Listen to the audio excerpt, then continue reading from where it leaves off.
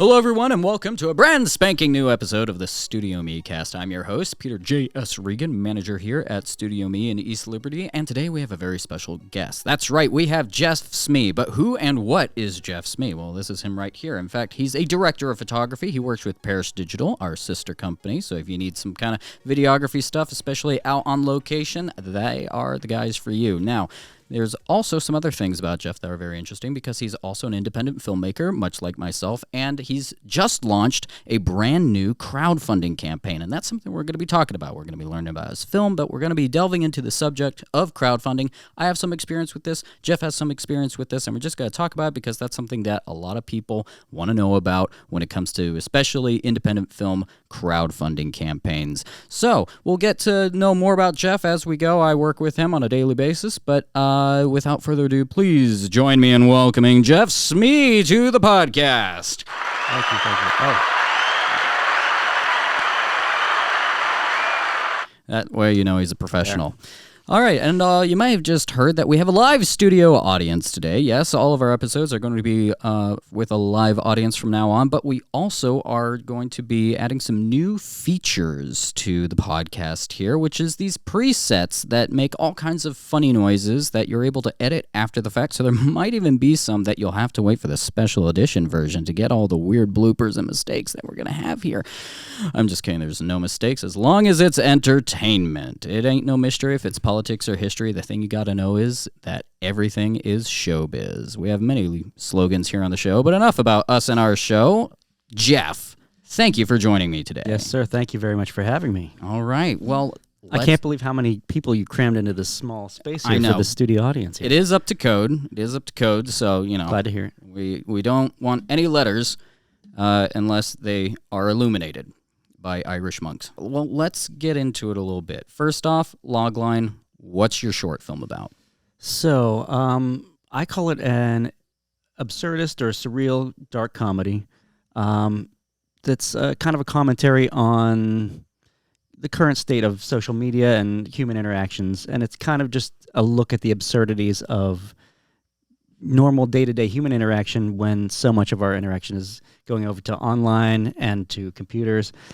This is kind of a bigger pitch than a logline, but yeah. That's okay. I think we get a little bit of an idea there. Yeah. So those are some of the themes, some of the ideas you wanted to approach with it. You got a main character. What's the story? Try second log here. Second number 2. Read into it. So, Nico is a little bit down on his luck, and he one day awakens after a party to find himself that he's actually been declared dead. And he's lost his cell phone, lost his wallet, and by not having those two items, he has some trouble navigating the world and has to, go to unorthodox means to, navigate the world and find a new normal.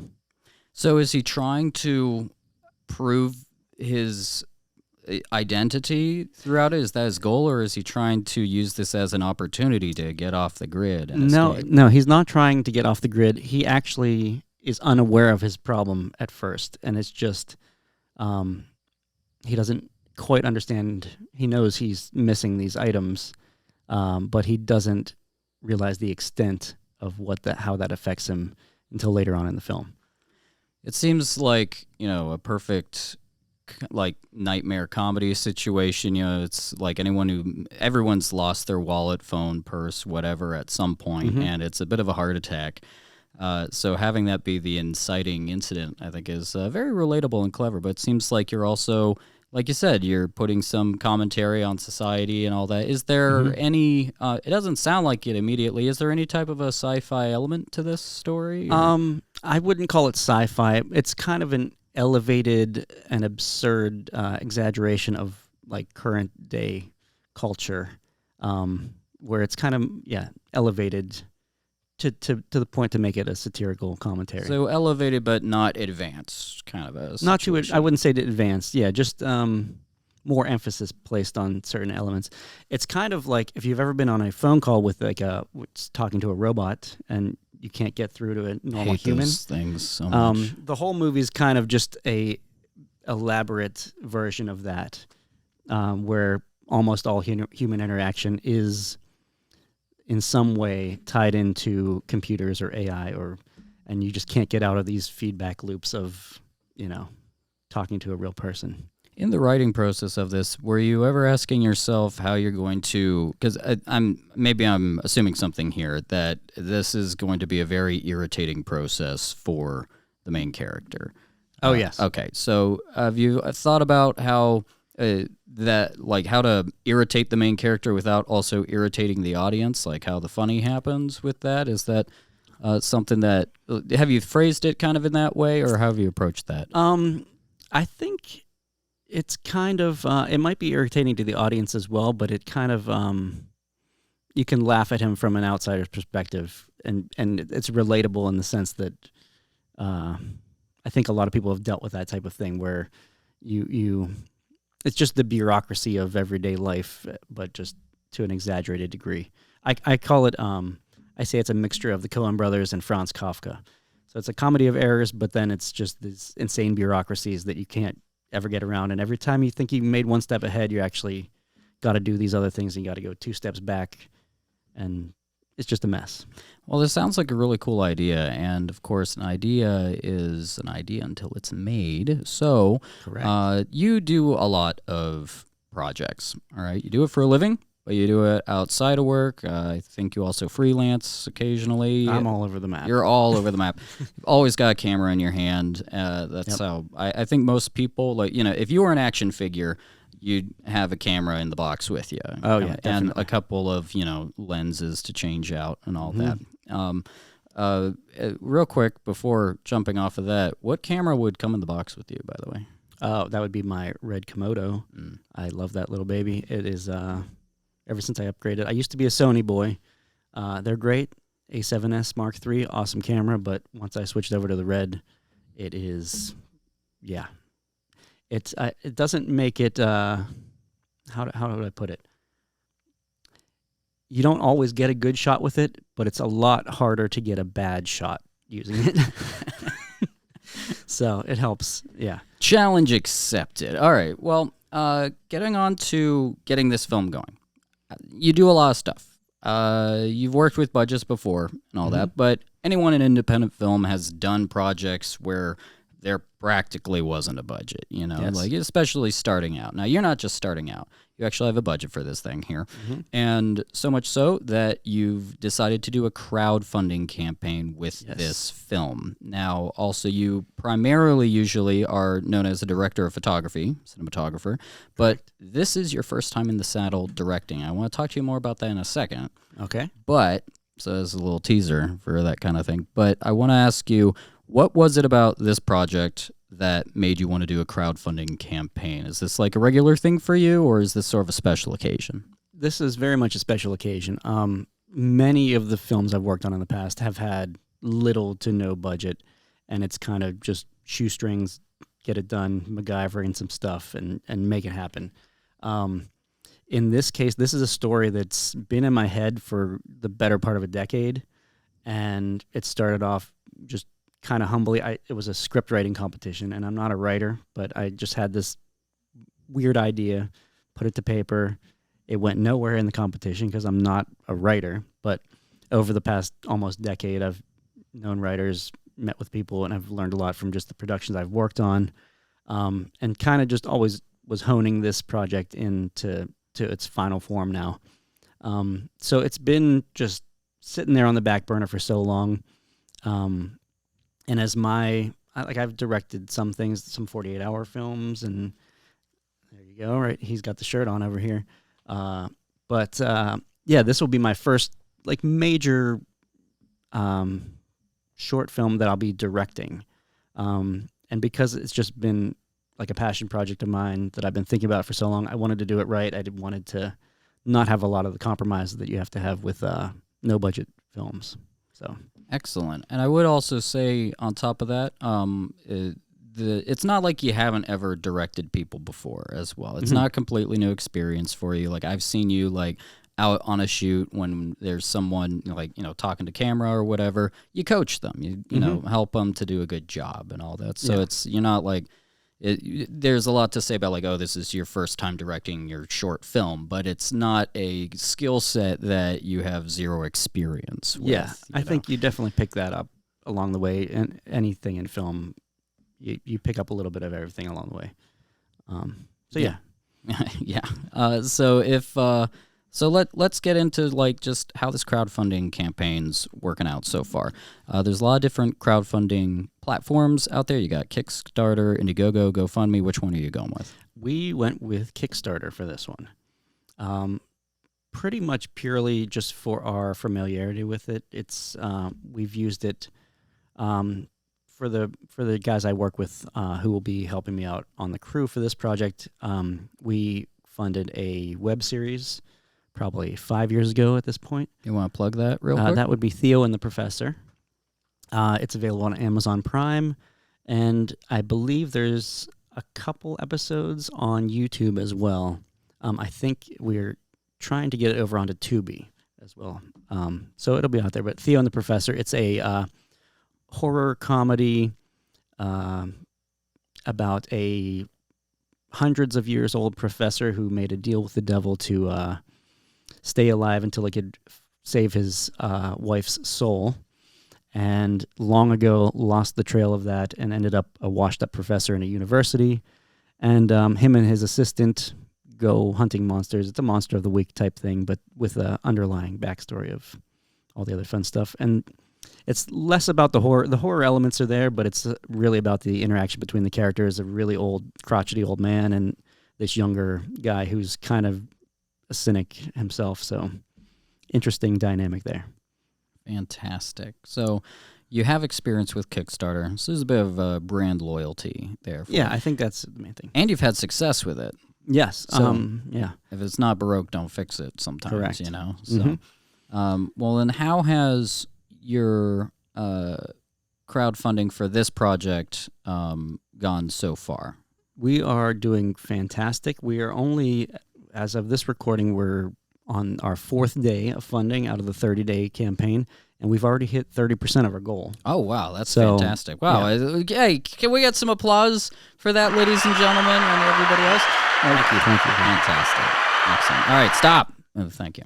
Glad to have you here, everybody. All right, so you've had success with this. Sounds like it's going really well. There's tons of crowdfunding campaigns out there that go pretty much nowhere, though, where they just can't get the steam and juice behind it. Where is the money coming from? Is it friends and family? Are you advertising? How's this going down? So we're not advertising in the traditional sense. We are publishing things to social media, Facebook, Instagram, that type of thing, myself, as well as other people involved in the project. Are you boosting any of these posts? No boosts. And I think a lot of our success in this case just comes from our kind of name recognition in the Pittsburgh film community. What is that name, by the way? That would be Locust Street Entertainment. There you go, guys. And we've been doing this for almost my entire filmmaking career. We've been a team. And we've, done well at the 48-Hour Film Project. We've released the web series. We did a feature a couple years back. And I think everyone knows us as a fun crew to work with. We have fun on set. We're not 100% totally serious the whole time, but we also always deliver on the projects we do. We have a very high success rate on at least releasing the works we get done in a decent amount of time. Where I think totally vouch for that. Locust Street, not to cut you off here, but to just support what you're saying. These guys know how to churn out a product. All right, it's if you need any proof, go watch Theo and the Professor while it's available, or even just see look at all those episodes, look at that runtime, even just they know how to get stuff done. Yeah, and I feel like that's a problem for a lot of people. Just you get stuck in post. Well, I know you're working on getting yours out, which will absolutely. be soon. Thanks for bringing that up. Yeah. Sorry. Not to say that you're not going to do it. No, I know you'll get all it the done time. too. I'll talk to anybody about it. But that's one of the things with the crowdfunding campaign. We had a small crowdfunding. So this is my experience as well with it. Is we had a small but robust crowdfunding campaign for my film, and the film's not done yet. it's taken years. Am I still Yes. working on it? Yes. Do I believe it's going to be good? Yes. I hope other people think so It's as going to be well. good. I've seen some Thank you, Jeff. little bit of clips from this. It's going to be good. I don't get a lot of feedback, so that's really nice to hear. I'm still, putting some. We're in post production. We're doing animation, and there's a lot of it. But I'm very get on a soapbox here for a second, everybody. You have to believe in your film. All right, up until the very end. You have to stand by your film. You have to believe in it. It's like and even if you have some doubt at some point, like if you're at a competition, I was at a film festival with a buddy of mine one time, and there was a lineup of films, and they were announcing like the awards, and my buddy leaned over to me at one point and said, "Yeah, we didn't make it," and in my heart, I was just like, don't give up the ship, and we ended up doing actually quite well there. So, but hey, you're not always going to do well. I haven't always done well. There's been plenty of festivals that I got into that I watched the other films, and I was like, yeah, if I get anything here, it will be an outrage. I know what you mean. But I am working on it. It's like a daily thing for me, and it will be done. And when it's done, because that's just a commitment thing to wrap it all up. Too many people put too much time and donated their money to this thing. Friends and family, sure, but that's still like real. Yeah. So anyway, you guys can get stuff done really quickly, and now I know how to, but it's a little late with the other project. It will get there, but I think it's also important. A lot of people, like you said, they stop believing in their project. Maybe it's not turning out exactly how they wanted it. There's, problems they're trying to fix in post, but they can't. Or I think it's important to eventually just release, even if it's not exactly what you want it to be, get something done, put it out there, learn from your mistakes. Next time you'll do better. And and that's why I like shorts. I've done a couple features and they're fun to do, but I think you learn almost just as much from doing a short as you would from a feature, with less of a time investment, and you get that many more bites at the apple to learn from your mistakes, as opposed to a feature where you might be working for a whole year on one film, and you could have done a dozen shorts and learned that many more lessons. That's interesting you say that, because my experience, granted I've only directed one feature, I've been involved with other ones, but my experience with directing a feature is that directing a feature is absolutely nothing like directing a short film. But maybe that's a difference in directing versus being an actor or a DP or something along that could those. Be part of it. That might be that could be part of it too. But or maybe it's just different films. Maybe I did something unorthodox. That's we all be the do first it. time. We all do it. Yeah, it's not a bad thing usually. I don't know about usually. Whatever. Anyway, so getting back to your thing here. So you've done some crowdfunding. You're going with Kickstarter. 30%. 4 days into it, you said? We're on the fourth day right now. Fourth day, 30%. Dang. And how long is your campaign going? 30 days. 30 days. So at this rate, fingers crossed. Let's knock on wood too. All the things. Now, have the people, I don't know how much you know this, okay, but have the people who have donated to your campaign donated to previous projects of yours? Honestly, I don't think so. I think this is a few of them I think have, but for the most part, it's newer people that have learned of us more recently. Dadgum. Well, that's interesting. So it's very cool in that respect. Have there been any people that you've approached about this who you might have known at an earlier campaign, but you were waiting to approach them for like this project? Kind of like you don't ask everybody every time, maybe? Honestly, no. We're doing this. Just going for it. Yeah, we're just going for it. Well, I mean, it's working. 30% so far it's working already. And honestly, yeah, we're. Well, I know we didn't want to just put it out on Kickstarter, leave it there, and let it sit. We are promoting on Facebook and whatever, but it's been a very organic process. I tagged several friends and people in the filmmaking community in a post and said, "Hey, I'm launching my Kickstarter today. I don't expect you to necessarily donate if you can't or if you don't want to, whatever. But just please take a minute to look at it, share it with anybody you think might be interested, and go from there. And so far, it's working out well. So like so many independent projects, it's really grassroots, word of mouth, and even the social media contact is almost word of mouth. It's like friends and family, talking to each other about it. And that's a very big part of it is outside of the Kickstarter itself. You have to have somewhat of a name or a reputation that people trust you, that they're not just throwing their money away. Have a few past works that you've done, or just be known in the communities you're in. And that's the biggest thing, I think, for the success so far of this campaign. And them knowing that like you're committed to finishing this thing. Definitely. They're not going to just throw their money in this and we get, halfway done and say, oh, well, guess we're not doing this anymore, because it's tough. But it is tough, but you get it done. Yeah, I mean, I think some people might go into film because they see the big LA Hollywood money, but it's also like I've told people a lot, if your goal is to get rich, there's a lot more easier ways to make money than filmmaking, especially through like making movies and going the independent route. Yep. For sure. It's like, and even, like Robin Banks, like that takes way less time usually. You could do that, yeah. Yeah. Get a lot of money from that. Not advocating that, of course. Legal. Anyway. So. My buddy Lance, he's also the director of a lot of the things I've filmed in the past.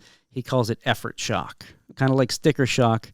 With filmmaking. You see, a lot of times you see the final product that people have come out with, and you don't recognize until you're doing it yourself how much you got to put in just to get there. And it might not even be the greatest looking film or whatever, but just to complete it, there's so much you have to put in.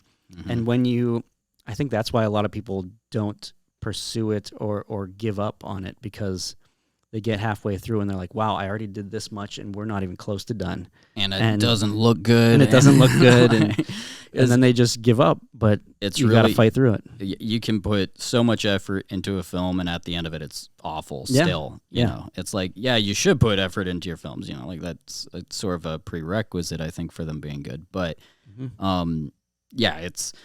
it's possible to just, you devoted your life to something for a few years, and then at the end of it, you don't want to show it to anybody. You're not it's happy. Embarrassing. You hate it or whatever. It happens. And, but I think a lot of people have an idea for a movie that they want to see, but they don't want to go through the process of making it. It's like the juice isn't worth the squeeze, right? Yeah. It's, but you guys, keep doing it.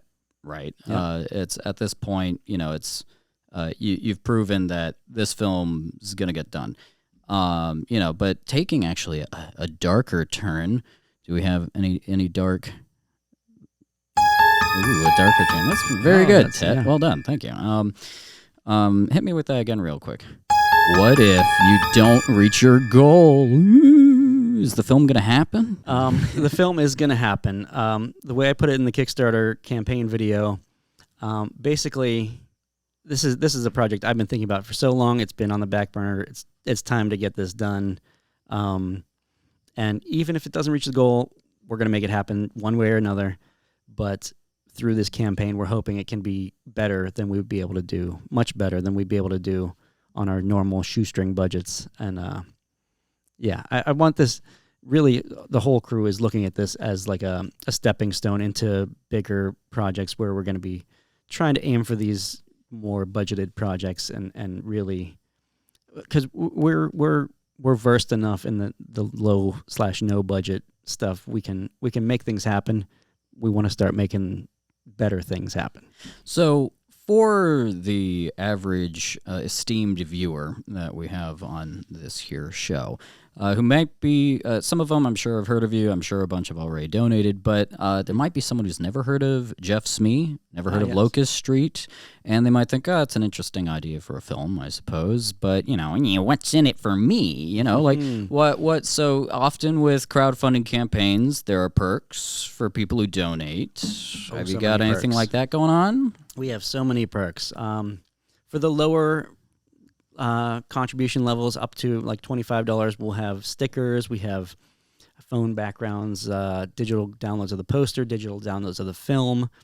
Going up a little higher, we have T-shirts. We have a few walk-on speaking roles. They're small parts, but if you want to be on camera, and we do have background extra perks. You can be an extra in the party scene we're going to be having. Beyond that, there's producer credits. There is my favorite reward we have is a 6-pack for those of you over 21 of the soon-to-be famous Hop Donkey IPA that'll be featured in the film. We're going to be working with a local brewery. We haven't quite tied that down yet. We have a few people in talks, but we'll be making an IPA beer that'll be specifically branded for the movie itself. And I would like to say, does that necessarily fall into the story? Maybe not, but this is another reason to donate to a crowdfunding campaign, which is the artists themselves. So I've been to Jeff's place. He's got a great selection of beers, and when he told me there's a 6-pack of a special thing being made for it just now, like I didn't know about that till he said it. I'm like, oh yeah, that's a total Jeff move. So, and that just goes into also, look, people who donated to my film and people who donate to a lot of independent films, they know that they're not expecting to make any money back on this. All right, that's not like even in the deal. It's like what they're doing is they are investing in you, in your career. They're funding the arts, which is a long, noble tradition that many people partake in. And there is something, about being a part of something like that, whether you get a T-shirt out of it, because you might be like, I don't really know about this film. Why do we want a T-shirt of it? I don't know. I can get a T-shirt at Hot Topic. Or if you're like, actually, I helped make this film happen, and then you show it to your friends at parties, and you're like, oh, yes, I am a patron of the arts. And look, there's my name in the credits there. Being a patron of the arts, investing in stuff, there was a short film that I did. I didn't do a crowdfunding campaign for it. I and the other producer, we put our own money into the show, all right, which, as Mel Brooks says, never put your own money in the show, but we did. Sometimes you have to. Yeah, and, but after the film was done, I went to someone who had shown an interest in my career, and I never approached them for this before because I had done other films since I knew them, but they weren't like the film that I was like, gonna try and make this bid for, basically. Got on, just had a meeting with them, and I'm like, hey, you've had an interest in my career. I've actually already finished this film. So it's sort of a reverse way of, funding something. It's like, I've already made this film, but I really want to send it to film festivals, and that costs money. Yep. Here's my plan. Here's the film festivals I've lined up for the early bird. I've got, like, the gold membership, yada, yada. I'll save money. I'll be able to do this. And I'm able to, work through a nonprofit here in Pittsburgh so that it can be used as a tax write-off as well for the donations that way. Okay. And I said, you're not going to get any of this money back. That's not what this is. This isn't to hey, this is going to Hollywood and making millions of dollars. You're just investing in me, in my career. And so that's what I'm coming to you for. And they said, how much money do you want? I told them what the budget was. $4 billion. The best I can do is $350. No. I told them what the budget was, and they said, yeah, okay, sounds good. And, that's one of those things where, I'm eternally grateful. Their name is, actually, their business is in the credits of it, because I said, do you want your name as, executive producer? That's what that role is a lot of the time. And they said, no, but can we, maybe just put, my business, this special thanks. This film was made possible in part to a generous donation by Store Express. So there you go. Anyhow, so there's that kind of thing as well with approaching people for stuff or some kinds of incentives, but also just that person. They could go to the movie theater and see Everything Everywhere All at Once, or Top Gun or whatever, and they will. Okay, but there's something about being a part of something and helping local artists with work that is going to get done that you believe in, that, is there is something, that community aspect to it. Is that something that you found while you've been doing this kind of thing? Definitely, I think that's a main contributor to the success of crowdfunding campaigns. Like I said, it's about the community, and I think most of the people realize, they're not going to get rich and get a return on investment of this. It's more, even with the budget, it's kind of a passion project. It's getting their name involved in it. You said it better than I can. Well, it's sometimes the podcast is an interview, sometimes it's a conversation. Yeah, So, yeah. but you were. But I was gonna. You have to be careful, though. Like you said, not every project is one you want to go trying to beg for money for, because that's basically what it is. It's asking politely. But you don't want to be known as the guy who's constantly going, "Hey, you got a little bit more of me? You got to you got to pick and choose, the ones that are important to you, and not, be out there every day with a new project trying to get money for it." I've also found, depending on, it really depends on the person too, like you or me, like the person who's doing a crowdfunding campaign, what kind of community you have around you, just socially. It's like when we went to, when the 48 team went to Cannes to represent Pittsburgh, we put up a GoFundMe that was like, look, we're going to Cannes regardless, but traveling's expensive. If there's anybody who wants to contribute just to help us out, that would be awesome. And there's sometimes, even if people know, the film's going to happen whether they donate or not. It's not like, oh man, my film's not going to exist. It's like, we were going to France. It's this is happening. This film is happening. And still, people are just like, oh yeah, I'd like to help. I think a lot of people want to help with stuff, but there's also, you just hear about so many scams. Everything's a scam sometimes. Everything is a scam. That's right. Most things. Sometimes.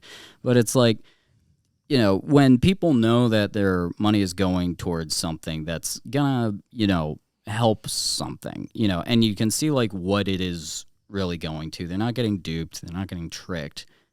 There's something they're more willing to shell out for that, frankly. Yeah.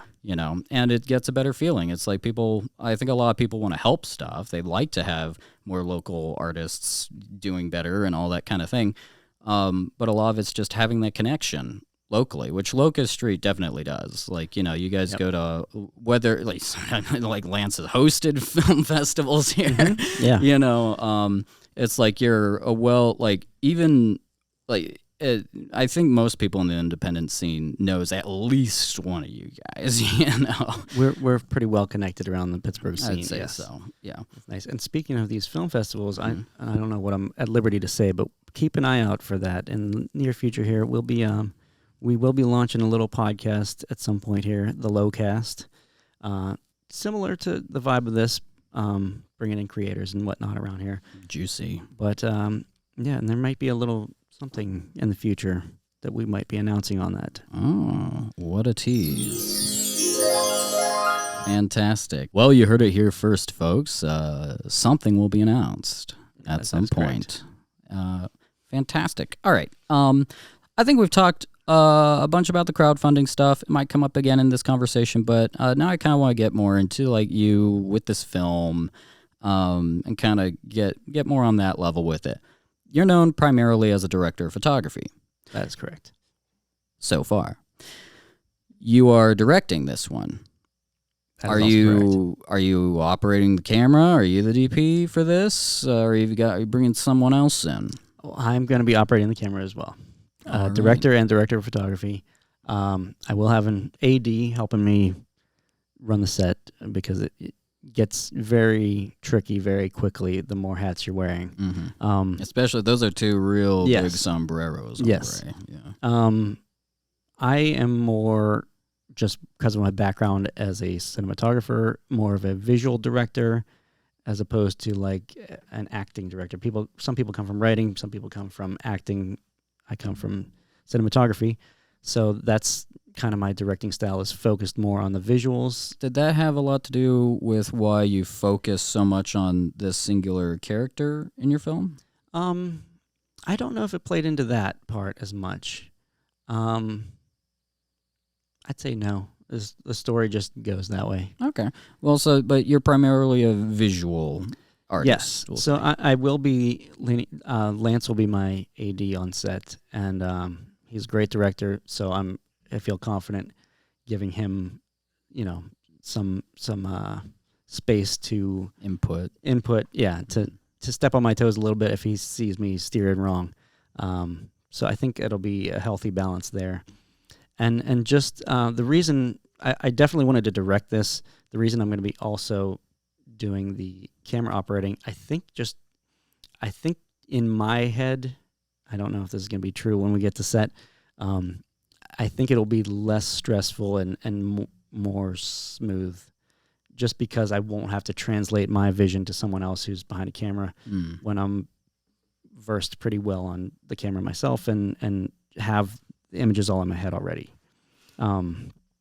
At least this time. We'll see how it goes. Maybe I'm wrong, but everything's a test. It can potentially save time. I mean, if you've got it in your head, obviously you have to take time to, work on it in your head, of course. But there's been, with the 48, you don't have time to do anything, right? But it's but with other short films that I've done, there's been meetings and meetings and meetings, hours and hours and hours before we even shoot, just me and the director of photography going through the script.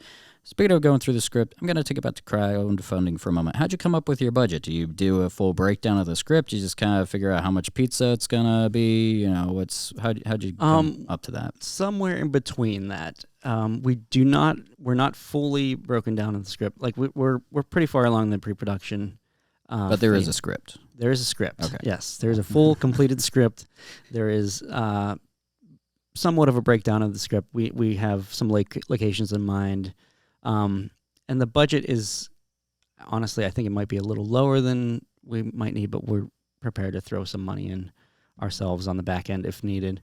And that's pretty normal. Yeah, I and think. it's just a general, ballpark figure. We need about this, maybe a little bit more, but we don't want to go crazy with it. So, yeah, we've priced it out based on locations, who we're going to have to feed. Obviously, the gear we're going to need, definitely hard drives. I think we may be renting or purchasing a specialty lens for one part. But it's a ballpark figure, and we kind of just went from there. All right. Well, so on that kind of note with you as an artist, breakdown, people donating to the film, as an artist, filmmaker, and you at least have a hand in this writing process, it's your idea, there's, do you have a target audience in mind for this, or is this pure personal artistic expression? I think this one's a pretty selfish project. I think there's definitely people that would go for it more than others.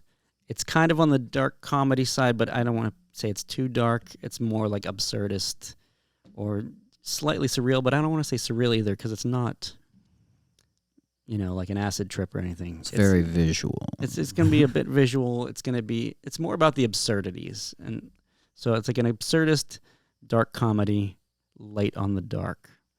Is it going to be visually absurd, or is it going to be mostly situational, do you think? I think situationally absurd, and then the visuals, honestly, some of the visuals are more bland, just to downplay the world, and it's more focused on the interactions of the people in the world. The boredom of bureaucracy, yes, or tedious. Yes, that makes it's sense. all about the bureaucracy and just going in circles. It's not a fun and exciting environment. No, it is not. All right. Well, so known mostly as a cinematographer, director of photography. Is this a sign that you're trying to make the jump to primarily direct? Is your main goal directing, or why do you even want to direct? Is it like, oh, if I could tell this story without directing, I'd do it? Or, tell me about what's up with you in directing, man? That's a good question. I see myself, I am never going to be giving up the cinematography side. I love that. It's a perfect blend for me of the the fun playing with a bunch of toys and techie stuff, and then the problem solving logical side of, and then it's the art and the science mixes together. It's just a nice place to be. Directing, I feel like you get away from. I like getting my hands dirty and doing the hands-on stuff. I feel like you get away from that when you're directing, and you're kind of just directing, telling other people what to do, and they get to do the fun thing, play with the camera, with the lights, or whatever, set up a dolly. But yeah, I think I'm always going to be a cinematographer at heart. But I do like the idea of, as Lance put it, getting in the driver's seat and being in charge of the whole thing and getting your vision truly on film, not filtered through anybody else. So that's a perk I'm looking forward to being involved in. Well, fantastic. I hope you have a really great time with it. It's like my main thing is directing, like anybody who's into any type of videography, whether it's filmmaking or not, we all wear several hats at some point in our careers, whether it's, being a director of photography or running sound, animation editing, all that kind of stuff. But just as your focus is cinematography and mine is directing, but I hope you have a really good time and a good experience with this. In the same way that, what we were saying before about a lot of people want to see a movie they have an idea for, but they don't want to do it. Yeah. I like to romantically say that you should. My experience is I love every second of filmmaking the same way that Winston Churchill loved every second of World War II. Like,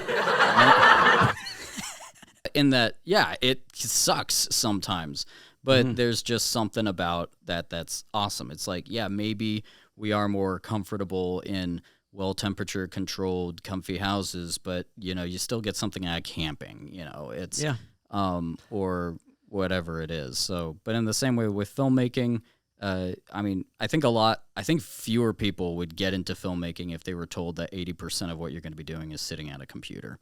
Yeah, I don't like that part. Yeah, it's that delayed gratification and like I said, effort shock.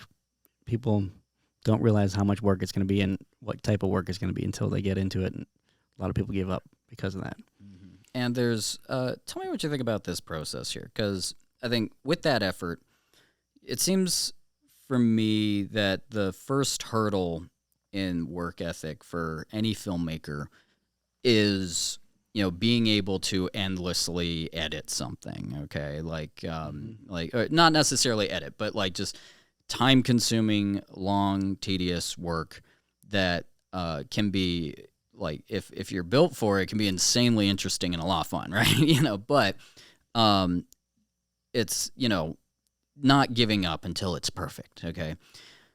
After that, there's this hurdle that is completely different, which you alluded to earlier, where you said, like, look, you just got to get it done. You just got to put it out there. Yep. Even if it's not the way you like. And that hurdle of being able to stop working on something that you could do more with, but it just has to be done. It has to be done at some point.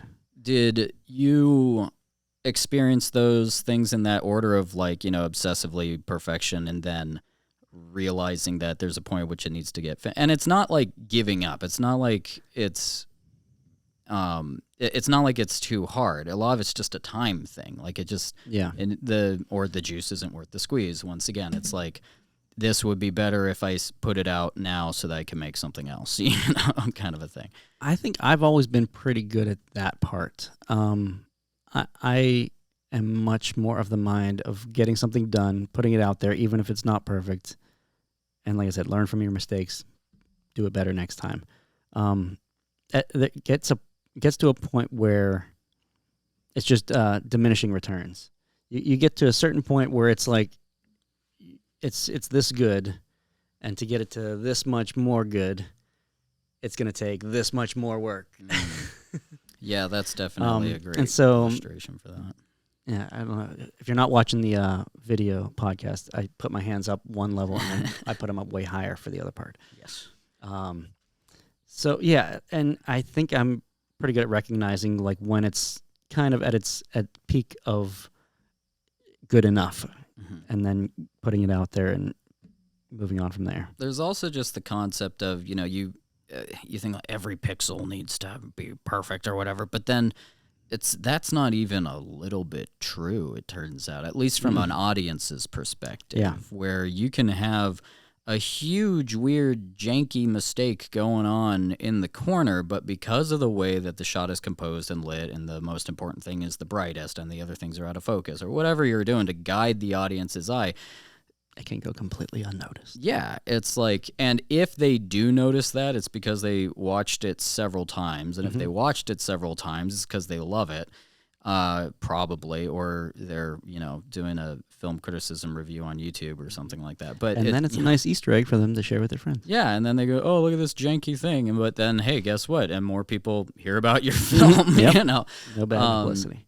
Not that I've experienced that particular thing like happening with my work, as far as like people noticing and it going, nuts. But I think having, knowing when to like move on to the next thing, like if it's going to take a lot of effort to make it just a little bit better.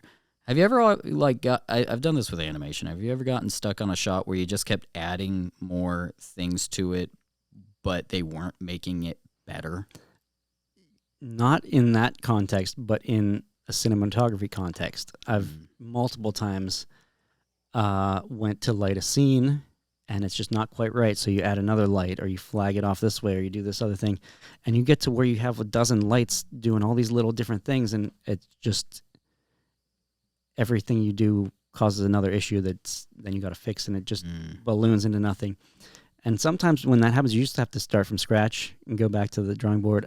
I can't count the number of times I've lit a scene, keep trying to perfect it, and adding more and more little things, and then in the end just tear it all down, put up one or two lights, and it looks so much better than all the other stuff I put into it. So do you have a good AD who, cracks the whip and makes sure that Lance you get can on be with pretty your good. life? Yeah, Lance is going to be good on this one, I think.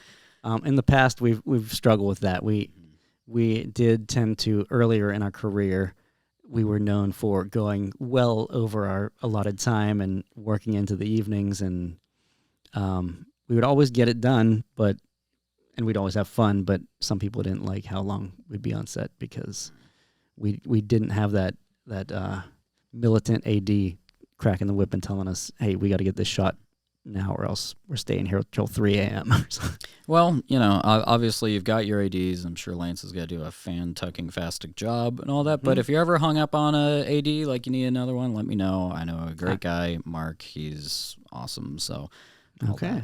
He's really good at cracking the whip without making everybody, upset, Okay. and all that. And he understands the whole process, so like he's able to help like figure out like, hey, we need to move on. And if I'm like, this is like the most important story beat, this performance has to work or the whole film doesn't work, he's able to really quickly calculate, okay, we're going to have to take that away from here and all that. So yeah. Anyway, it's like being an AD real quick, to people who might not know, because something that I discovered is that a lot of what people think is directing is really what assistant directors do. Yes. Like as far as running the set, telling the extras what to do a lot of the time, although not on my set. I love directing extras. But yeah, it's like a lot of what I think people think of as directing often is what assistant directors typically do. If you're lucky to have, which, if you don't have an assistant director, then yeah, that's going to be your job. But there's a lot of different ways to approach directing. All right. I have my philosophy of what directing is, and like different people take different approaches. One of the big differences of approach that you're going to take than what I normally would do is that you're going to be operating the camera. One of the great joys for me as a director is I love working with a great director of photography. All right. But you're going to be taking that position as well. So on the directing side of it, how are you thinking about approaching directing as far as being separate from cinematography? That is a good question. I think they kind of blend together in my head to some degree. Just from my outside of narrative filmmaking, my work, a lot of times working here at Parish Digital and StudioMe and out on my own freelance before this, I've fallen into positions where it's almost a one-man band or a very small crew where you're wearing all the hats. And so the lines have always kind of blurred for me. And it's kind of a natural progression, I think, to do both of these at once. Does that make sense? Yeah, I think so. Let me ask it a more specific question then. When you're a director of photography, do you normally have to talk to other department heads, or are you mostly just talking to the director? I think I'm mostly talking to the director in my experience. Mm-hmm. Occasionally the sound guy, he's on set, and we'll have some back and forths about mic placement as far as where the lights are and where the frame is and all that. But there ought to be a short film about like a duel between a DP and a boom operator. Sometimes he does it as a fight. You know. Yeah.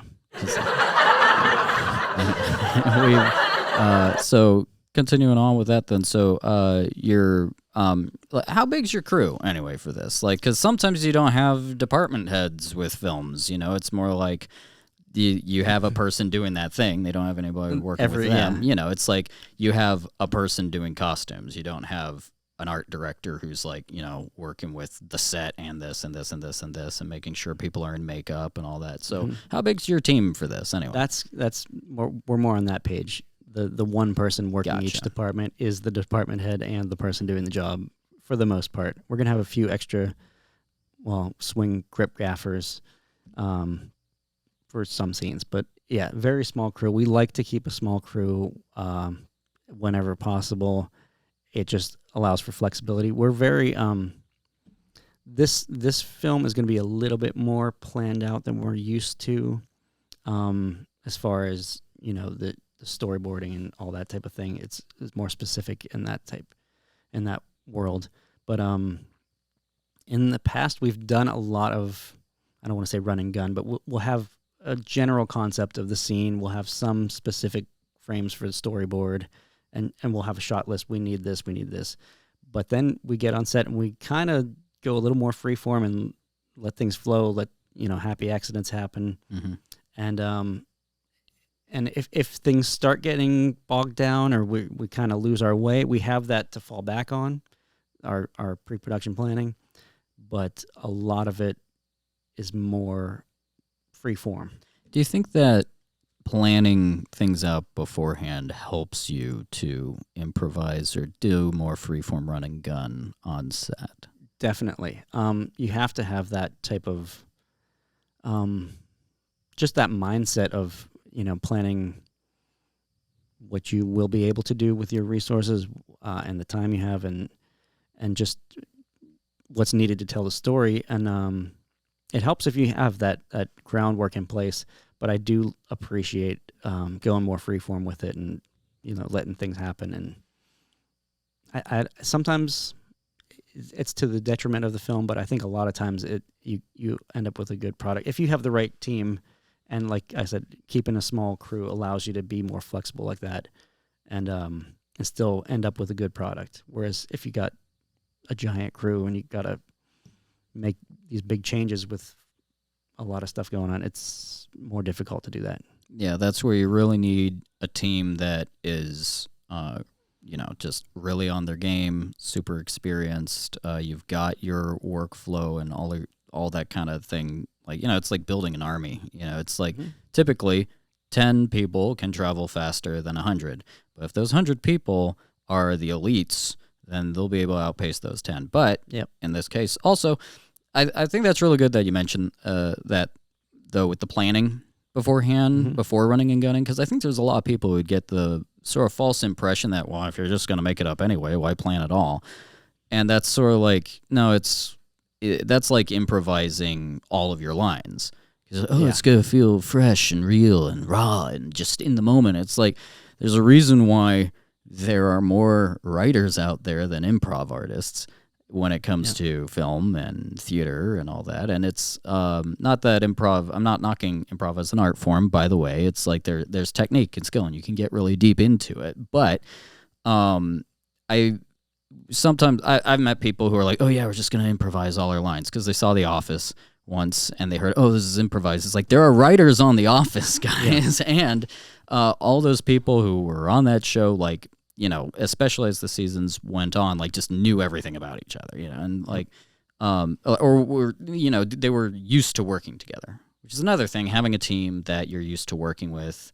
A lot of people like to work with the same people again and again. There's a reason why Locust Street has their name on this, is because it's the band back together. Not that you guys ever split up or anything, but I don't know. COVID threw us a curveball. Well, right, but even during COVID, like the Boonies came out and actually hit the box office. We got lucky with that because we were done with the whole production. We were in post by the time COVID hit, so. That let us get that done and get it out to the people. It's heartwarming to know that someone was lucky during quarantine. But also, look, part of being lucky, right, is, people say you got to be the right place at the right time for the right person. But the thing that they leave out is you got to be the right person, too, for that one, for that other person or that situation. It's like, maybe you guys got lucky, but the fact that you made a film wasn't lucky, like that was on purpose. Yeah, we had to be prepared for the time and the place when it came. Yeah, it's like get up, train every day to get lucky, kind of a thing. It's and you guys totally do that. So, we've gone over some crowdfunding. We've gone over some like your film a bit more, directing. I really want to ask though. You've got this main character, Nico, that we've heard a bit about. Is there been any casting for this role yet? That is our next order of business. We will be having some casting calls come out. You can find this on social media. We'll be dropping it in the few weeks here. We're as the crowdfunding campaign's going on, we're finalizing all these things so that hopefully when we're funded in a month, knock on wood, we will be ready to jump right into production as soon as we get that money in our hands and can start working on it. Well, actors, it sounds like there may be a juicy opportunity coming up in the future. As to what they're looking for in the actor yet, I'm sure that will be in the casting calls, which they will make available. And also, we're going to say that in the description of this video, you're going to be able to find a link to the Kickstarter. And then also, Jeff, why don't you just real quick tell people your socials for this thing or whatever, where they can follow, like when you post this, if they're not friends with you already online, where are they going to find this casting call? Our actors, listen up. Where are they going to get this opportunity? We're going to, I'm just Jeffrey Smee on Facebook. We also have a Locust Street Entertainment page. You'll find it there. We'll be posting in the usual Pittsburgh entertainment industry networking page and Pittsburgh Filmmakers Forum on Facebook. I'm not sure exactly where else, but yeah. Well, if it's anywhere else, it's going to be in the description as well for this video, just like those other links. I think we're just about wrapping up here, but I'd like to leave us with a final moment. Is there anything that you'd really like to say about this project or the crowdfunding? Like, people know, like, donate, please. All right. But, like, is there anything else that, is on your mind that you'd really like to sort of cherry on top this episode with? I just think I hope that people will see the effort I've put into the Pittsburgh film community in the past almost decade and believe in me a little bit on my directorial debut and help me make this possible.